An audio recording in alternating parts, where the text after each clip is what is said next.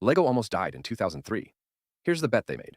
The Lego Group, the company every kid in the developed world had grown up with for 40 years, was 30 days from running out of cash. The bank had stopped extending credit. The factories in Billund, Denmark were running at 30% capacity. The board was preparing to sell. The new CEO they brought in to manage the collapse was 35 years old. His name was Jorgen Vig Knudstorp. He had been a McKinsey consultant. He had never worked in toys.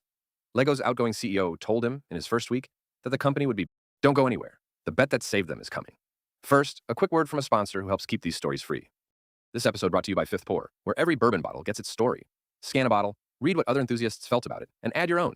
Every bottle has a story. Find them all at fifthpour.com. All right, welcome back. The picture so far. Lego is 30 days from out of cash, the bank has walked away, and the new CEO is a 35-year-old consultant who has never sold a toy.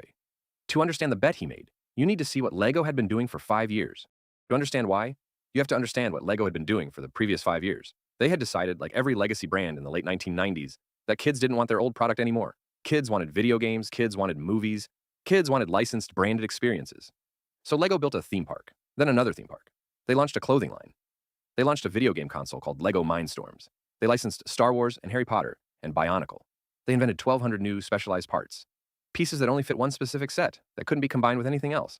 By 2003, Lego had become a brand without a product. Every division was losing money. The original brick, the thing the entire company was built on, was a smaller and smaller share of revenue. The theme parks were bleeding cash. The branded sets were too expensive to be impulse buys and too generic to be collectibles. They had everything except the thing that had made them Lego in the first place. That's the moment Knudstorp made the bet. He killed the theme parks. He killed the clothing line. He killed the video games. He killed the action figures. He cut the new piece library by more than half, from 12,000 parts down to 7,000. He stopped almost all the licensing deals. He told the engineers that no new set could include a piece that didn't combine with the original brick. He told the marketers that they were not in the entertainment business. They were in the brick business, and the brick had a specific job.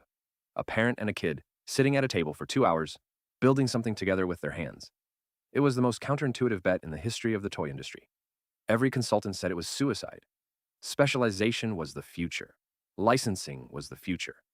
Brand extensions were the future. Hang on, because what happens next is one of the great payoffs in business history. 30 seconds for our sponsor, then the numbers. Quick pause. We make this show because we care about the things people used to do right. So it makes sense our sponsors do too. Captain's Krill Oil is run by somebody who refused to switch to the factory method. The whole industry uses chemical solvents now because it's faster. Captain still extracts krill oil mechanically right on the boat, the way nature intended it. CaptainsKrillOil.com. Back in a sec. Okay, back to the story. Every consultant said betting the company on a 50-year-old plastic brick was suicide. Knudstorp did it anyway. Here's what happened. Lego was profitable again. By 2010, it was the largest toy company in Europe. By 2014, it had passed Mattel to become the largest toy company on Earth. The brick the consultants told them was obsolete is now the engine of a company that prints more profit per employee than almost any consumer brand alive. Theme parks came back, but on Lego's terms. Star Wars came back, but built around the brick.